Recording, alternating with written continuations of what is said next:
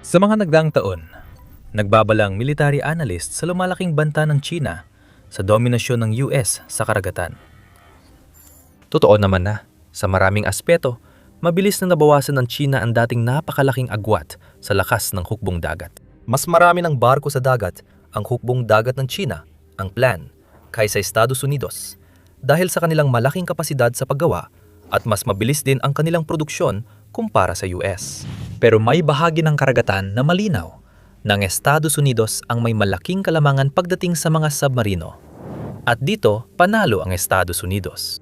Kaya, tingnan natin kung bakit nananatiling pabor sa Estados Unidos ang kasalukuyang kalagayan sa kailaliman ng karagatan. At kung bakit ito ang dahilan kung bakit walang magawa ang China laban sa hukbong dagat ng US. Bilang panimula, malaki na ang kalamangan ng Estados Unidos sa bilang sa kategoryang ito. Sa simula ng 2026, may kabuuang 66 na submarino ang Estados Unidos. At lahat ng ito ay pinapagana ng nuklear. Ang China ay may 12 lamang na submarinong pinapagana ng nuclear. Dagdag pa ang hindi bababa sa 46 na submarinong pinapagana ng karaniwang diesel-electric. Mas mataas ang kakayahan ng nuclear-powered submarino kaysa diesel-electric. Dahil mas malayo ang naabot, mas tahimik at mas malakas sa labanan. Kaya kahit halos kasing dami ng submarino ang China, mas malawak ang kakayahan ng nuclear fleet ng US. At, gaya ng makikita natin mamaya, walang kapantay ang lakas nitong manira. Bukod pa dyan, ang pinagsamang submarino ng US ay may humigit kumulang 1,100 at 68 na vertical launch systems o VLS para sa pagpapalipad ng mga misil. Pero tulad ng nabanggit, paliit na ang pagitan ng dalawang fleet. Ayon sa International Institute for Strategic Studies o IISS, dalampasan ng China ang US sa taunang produksyon ng mga nuclear-powered na submarino mula 2021 hanggang 2025 sa kauna-unahang pagkakataon. Sa panahong ito, naglunsad ang China ng 10 nuclear-powered na submarino na may kabuuang 79,000 tonelada kumpara sa paglulunsad ng Estados Unidos ng 7 submarino na may kabuuang 55,000 tonelada. Sa nakaraang 4 na taon, mula 2016 hanggang 2027 submarino ang ginawa ng US, habang 3 lamang ang ginawa ng plan, na nagpapakita ng laki ng pagbabago sa dami ng produksyon. Hindi sinasabi ng mga batayang bilang ang buong kwento. Bihira naman talaga. Sa 65 aktibong submarino ng US, 14 dito ay mga submarinong nuklear na may balistikong misil o SSBNs. At 51 ay kombinasyon ng mga submarinong nuklear na may gabay na misil o SSGNs at mga submarinong nuklear na pang-atake o SSNs.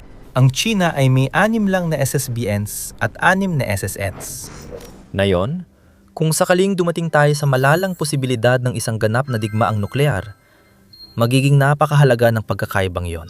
Para sa tunay na nuclear deterrence, ang kinakailangan ay mga long-range intercontinental ballistic missiles o ICBMs. Sa paglalagay ng ICBM na may nuclear warhead sa SSBN sa mga estratehikong lugar sa mundo, natitiyak ng isang bansa ang kakayahan sa malakas na ganting atake kahit wasak ng mainland. Ang totoo, ang 6 na SSN ng China ay hindi kayang magpalipad ng ICBMs o mas tamang sabihin, SLBMs, na submarine launch na katumbas nito.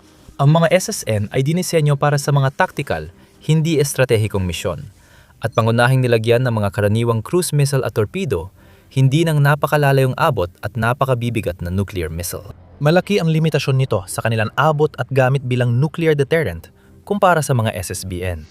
At ang 6 na SSBN ng China ay hindi sapat para masakop ang lahat ng karagatan sa mundo, kahit pakapantay nila ang mga SSBN ng US, na, gaya ng makikita natin mamaya, ay hindi naman talaga. Sa ngayon, ang malalaking technological na submarino tulad ng Ohio-class SSBN GK-US ay kailangan ng masusing maintenance at patuloy na maselang pangangalagang mechanical. Sa 14 na Ohio-class SSBN ng US, karaniwan ay 10 hanggang 12 lang ang operational o magagamit sa anumang oras.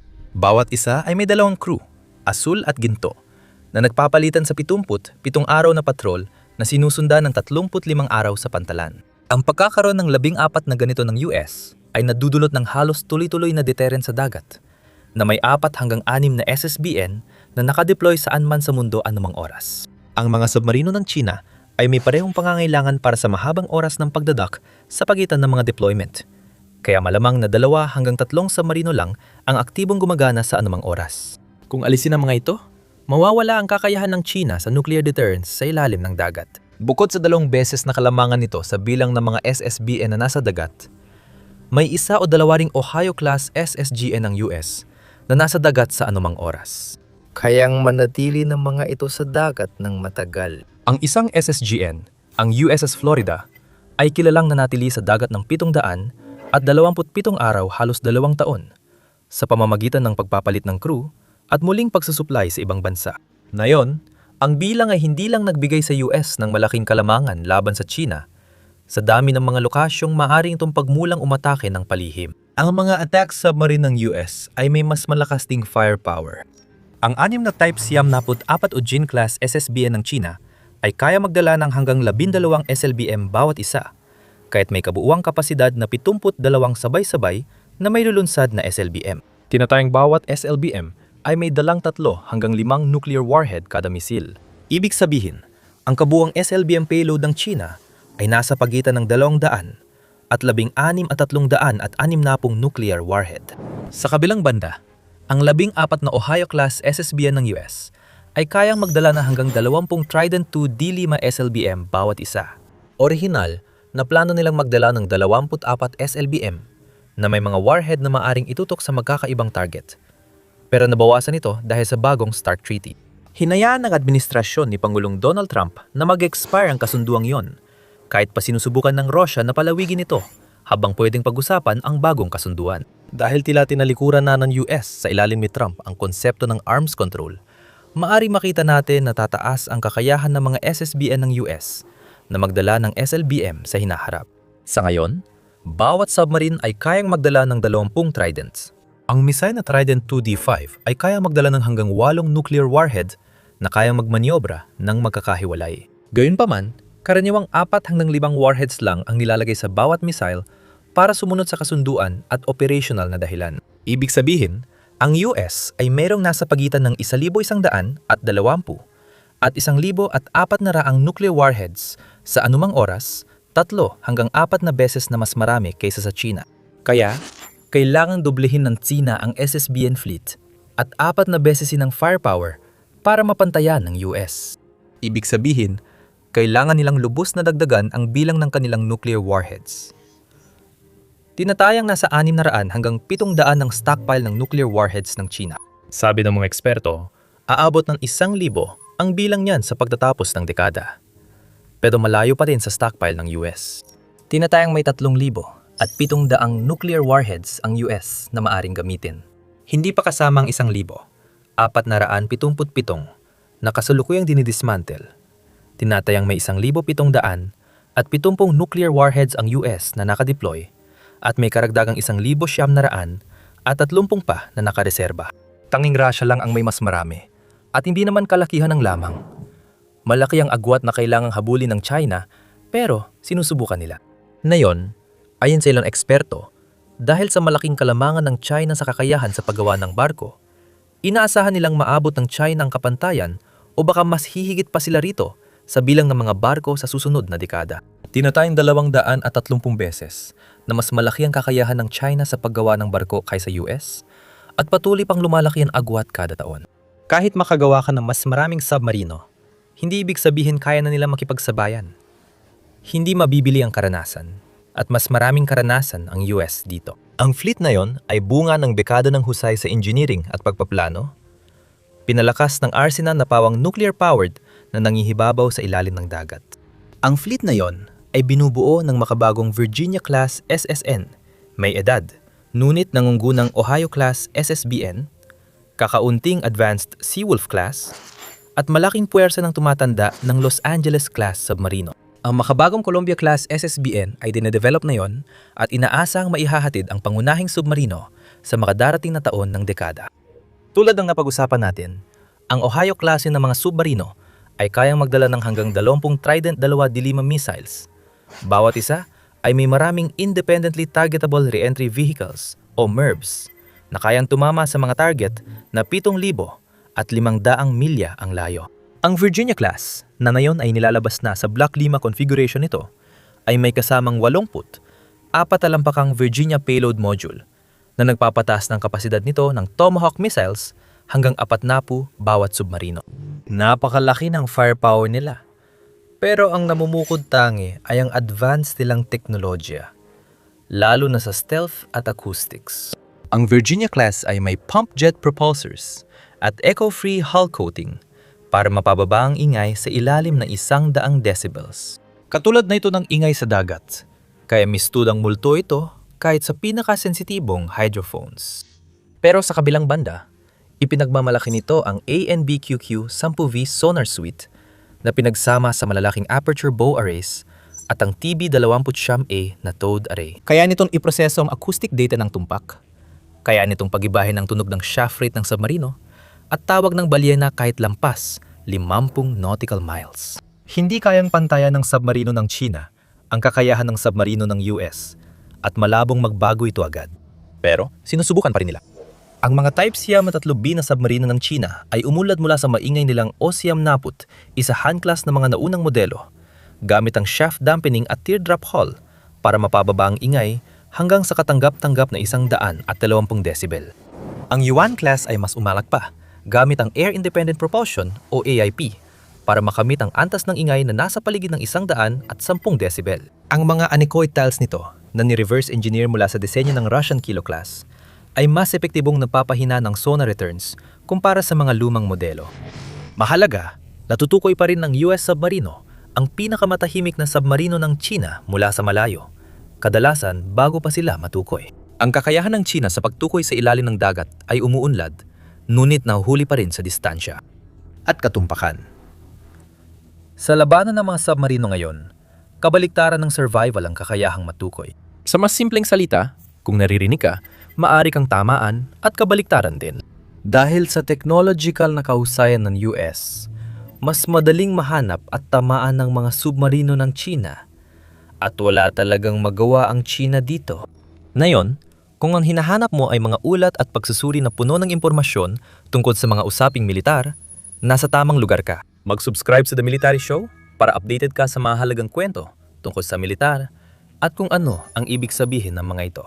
Mas pinatibay pa na mas mataas na network interoperability ng hukbong dagat ng Estados Unidos ang kanilang kalamangan sa ilalim ng dagat dahil sa mas mahusay na sonar at sensors. Pinagsasama ng ANBYG-1 combat system ng Virginia class ang datos mula sa malawak na hanay ng mga pinagmumulan, kabilang ang mga satellite, MQ-4C Triton drone at P-8 Poseidon na eroplano para sa mas mahusay na pagtukoy ng target at pagpaplano ng misyon. Ito ay nagbibigay sa mga submarino ng Estados Unidos ng matinding kalamangan na nagpapahintulot sa kanila na gumalaw ng may mas mataas na kaalaman sa sitwasyon kumpara sa kanilang mga kalaban, kahit na limitado ang real-time na mga update habang lubusang nakalubog. Ang konektibidad ay umaabot sa Carrier Strike Group kung saan ang submarino ay tagapagmanman sa unahan. Dito, tungkulin nilang magpadala ng mga naka-encrypt na komunikasyon sa radio frequency gamit ang OE-500 at 38 mast para magbigay ng signal sa surface asset gaya ng Arleigh Burke-class destroyer. Sa South China Sea, pinapayagan ng magkakaugnay na parang ito ang US submarino na makipag-ugnayan sa ASW helicopters na naglalagay ng ANSSQ, 62 sunubuy para matukoy ang posisyon ng mga submarino ng China. Sa ganitong paraan, nababawi ng US Navy ang epekto ng mababaw na tubig na nakakaapekto sa sonar at napapahirap sa operasyon ng submarino. Malalaman pa natin ito mamaya. Ipinapakita ng advanced na interoperability at multi-domain na dominasyon ang natatanging karanasan ng US sa pakikidig magamit ang submarino. Matagal nang pinapahusay ng US ang ganitong taktika, habang ngayon pa lang nagsisimula ang China na bumuo ng mga ito. Ito ay usapin ng karanasang kailangang pagdaanan at hindi basta nabibili. Naging bihasa ang US sa anti-submarine warfare noong Cold War, panahong lubog sa kahirapan at wasak ang militar ng China. Para sa US, ang pagsubaybay sa mga banta mula sa Soviet Alpha at Akula-class submarines sa GIUK Gap ng Atlantic ay nagdulot ng mga inobasyon tulad ng SOSIS hydrophone network at malawakang pagsasanay. Hinasa ang kakayahan ng mga tripulante sa pagbasa ng mahihinang tonong senyal sa gitna ng makakapal na thermal layer sa matatagan ng pasilidad gaya ng Naval Submarine School sa Gradon. Itinatag ang paaralan ng Gradon noong 1900 at 16,110 taon nang nakalipas. Patunay kung gaano katagal ng bihasang US sa larangan ng submarino. Ilan pang mga pasilidad para sa pagsasanay ng submarino ang sumunod na naitatag. Partikular na ang Naval Submarine Training Center Pacific o NSTCP sa Pearl Harbor, Hawaii, ang Submarine Learning Facility Norfolk o SLFN sa Norfolk, Virginia, at ang mga Trident Training Facilities sa Kings Bay, Georgia at Bangor, Washington. Isang bagong sentro ng pagsasanay para sa mga tauhan ng submarino ay ginagawa ngayon sa Danville, Virginia. Samantala, ang China ay may pangunahing akademya ng submarino, ang Naval Submarine Academy, NSA, sa Qingdao. Itinatag ito noong 1900 at 53, halos 4 na dekada matapos ang unang US Submarino Academy. At kamakailan ay pinalawak, kabilang ang bagong campus noong 2016. Ang naging resulta nito ay nahuli talagang Sina kumpara sa US at hanggang ngayon ay humahabol pa rin sila. Ang karaniwang submarinero ng China ay may halos 10 taon ng karanasan, habang sa US ay 15-20 taon. Mas marami na silang naipong karanasan. Pagkatapos ng Cold War, nakuha ng US ang halos ganap na dominasyon sa ilalim ng dagat laban sa Soviet at nananatili ito hanggang ngayon sa pagitan ng US at Russia. Pagkatapos ng pagbagsak ng Soviet Union at pagtatapos ng Cold War noong late 1900, 80 ang kasanayang ito sa ilalim ng dagat ay ginamit sa mga misyon ng intelihensya, pagmamanman at reconnaissance o ISR. Naglibot ang Los Angeles-class submarines sa Persian Gulf noong Operations Desert Storm at Iraqi Freedom. Nag-i-intercept ng komunikasyon at naglulunsad ng mga Tomahawk. Sinundan ng mga submarino ng klase Virginia ang mga submarino ng Iran noong unang bahagi ng dekada 2020. Habang nangyayari ito, lalo pang pinatatatag ang mga misyon ng labanan sa mahigpit na pagsasanay. Sa malalaking ehersisyo gaya ng RIMPAC, regular na nakikipag-operate ang mga SSN ng US sa mga kaalyadong hukbong dagat sa komplikadong anti-submarine warfare, pinapahusay ang taktika para sa labanan sa baybayin ng Pasipiko laban sa China. At maaaring maging napakahalaga yon sa isang malaking labanan laban sa China. Ang operasyon sa mababaw na tubig at baybayin ay bahagi ng submarine warfare, kung saan hindi malayo ang agwat ng kakayahan ng US at China. Sa malalim na dagat o blue water operations, walang hukbong dagat na makakalapit sa kakayahan ng hukbong dagat ng US. Bukod sa nangunguna nitong fleet ng mga aircraft carrier, destroyer at submarine, mas malawak din ang network ng US na mga base militar at pasilidad na nakakalat sa buong mundo. Ang tinatayang 750 hanggang 800 base ng US ay hindi lang basta nag-iiwan ng lahat ng kasalukuyang makapangyarihang militar sa likuran nito. Ito ang pinakamalaking military network sa kasaysayan, na malayo ang agwat sa iba pagdating sa military presence sa ibang bansa. Ang pinakamalapit na karibal ay ang UK, na may 100 at 45 base militar sa ibang bansa. Ang Pransya at Turkey ay may humigit kumulang 30 hanggang 50 bawat isa. Tinatayang may 52 ang Rusya, habang ang Sina ay may 29. Karamihan sa mga base ng Rusya ay nasa mga kalapit na republika ng Gitnang Asya, Syria at Armenia. Ang puwersa ng China ay nakatuon sa paligid nito, maliban sa mga base nito sa Djibouti at Cuba na nasa madalayang bahagi ng mundo. Sa kabilang banda, ang Estados Unidos ay literal na nasa lahat ng dako, sa bawat sulok ng bawat kontinente sa mundo. Kaya, habang karamihan ng hukbong dagat ay para sa lokal na depensa, ang hukbong dagat ng Estados Unidos ay ginawa para magpalawig ng kapangyarihang militar sa buong mundo. Ayon sa karamihan, aktibong pinalalakas ng China ang hukbong dagat nito para maging blue water fleet na kayang hamunin ang US Navy sa buong mundo. O kahit paano, maprotektahan ang malaking cargo fleet nila saan man. Paano kung magpatuloy ang pagbaba ng global shipping tungo sa kaguluhan at pandarambong? Gayunpaman, ito ay isang medyo bagong pag-unlad sa doktrinang militar ng China at malabong mangailangan ito ng wala pang ilang dekada bago pa man sila makapagsimulang makahabol. Hanggang kamakailan, ang fleet ng China ay nakatutok sa pagtatanggol ng karagatan, pagpigil sa panghihibabaw ng US Navy at pagsakop sa Taiwan, hindi sa pagpapakita ng lakas pandagat sa mundo. Noong nakaraang dekada o dalawa, nagbago ang focus ng Sina mula coastal defense tungo sa pagpapakita ng kapangyarihan sa ibayong dagat. Para ipagtanggol ang sarili kontra posibleng US agresyon, ipinakita ng maraming eksperto at napatunayan ng kanilang mga wargame na epektibo ang kanilang fleet ng submarino kahit dehado ito. Kahit kulang sa advanced acoustics, sensors at mas malakas na firepower ng mga kariban nilang submarinong nuclear ng US, pwedeng magdulot ng hindi inaasahang sorpresa ang diesel-electric submarino ng China sa umataking US fleet. Maaring hindi kasing antas ng sa US ang mga sandatang hawak nila, pero malakas pa rin ang kanilang tama. Ang YJ-10, 8 na anti-ship cruise missile, ay lumilipad sa bilis na Mach 3, mga 2,300 milya kada oras, na may abot na 335 milya. Ang sea skimming terminal phase nito ay hamon para sa mga depensang Aegis ng US. Ang JL-3 SLBMs ng Jing-class ay may dalang MIRVs na nagpapalakas ng nuclear deterrence, habang ang U-6 torpedo na ginaya mula sa US Mk-48 torpedo ay may dalang 450 pound na warhead na kayang tumama hanggang 28 milya. Walang silbi ang armas na yan kung naririnig naman ng sonar ng US ang mga submarinong may dala nito. Gayunpaman, nagbabago ang sitwasyon sa mababaw na tubig ng South China Sea at sa paligid ng mga isla ng unang at ikalawang island chain. Ang mga shelf na may lalim na 200 at 30 talampakan at mga bahura sa paligid ay nagpapakalat ng sonar. Isipin mo ang SQS-53 Siping na tumatalbog sa coral ng Spratly. Ang mga kondisyong ito ay pabor sa tahimik na diesel-electric UN class na may AIP at 22 talampakang draft.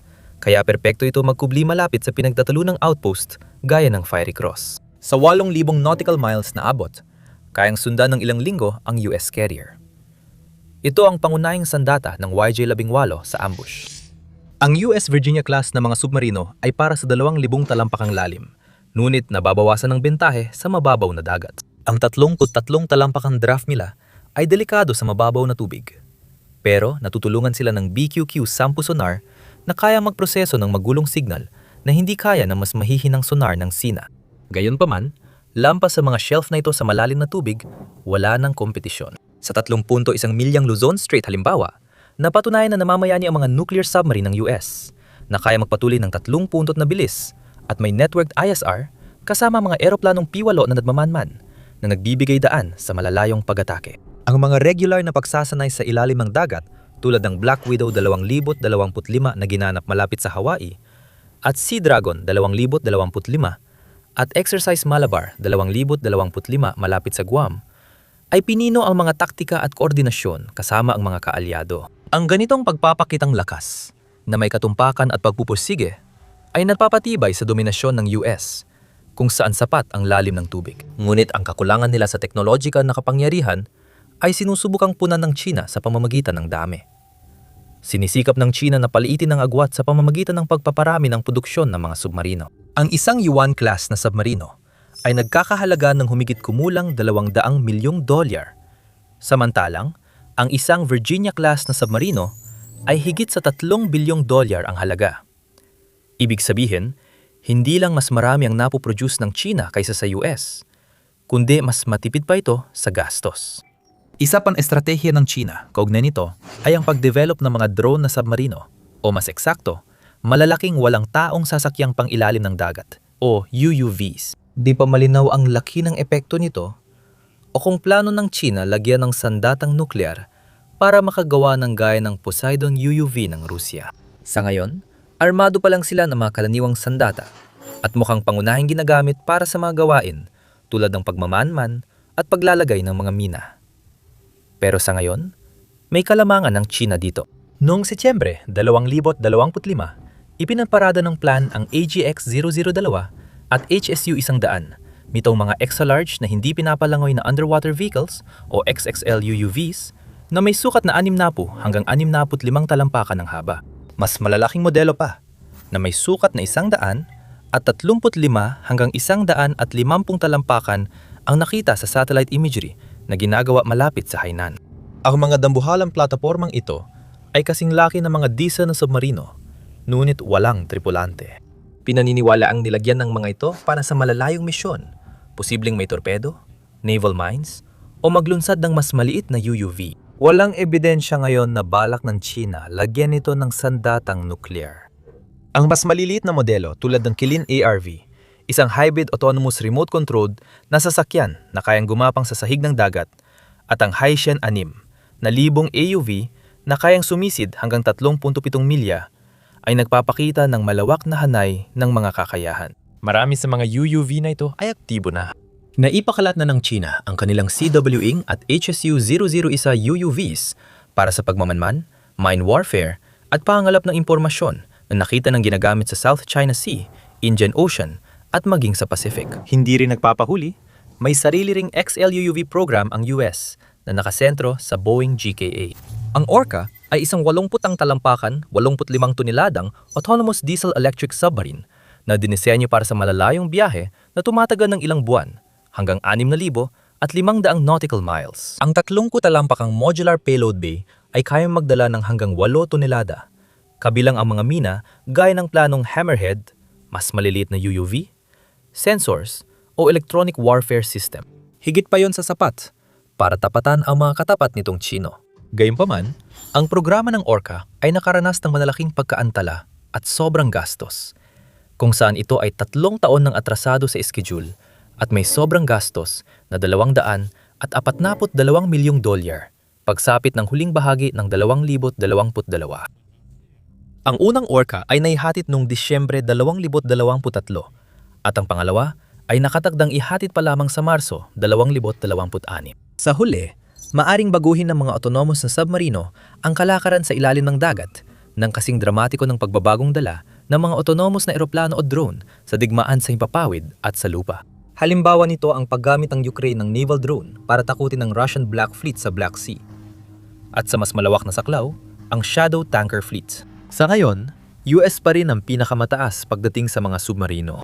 Isang Virginia-class SSN na nag-aabang sa may Scarborough Shoal ay kaya magpakawala ng 40 Tomahawk missiles para sirain ang invasion fleet na target ang Taiwan sa ilang minuto. Sa nuclear war, malamang na mapalubog na agad ang Chinese nuclear submarines bago pa sila makapagpalipad ng SLBM. Walang magagawa ang Tsina rito. Kung magkaroon ng digmaang nuklear, mas mabuting lumayo sa mga pagsabog at radyasyon. Panurin ang video para malaman ang mga pinakaligtas na lugar sa US kung mangyari ito. Salamat sa panonood.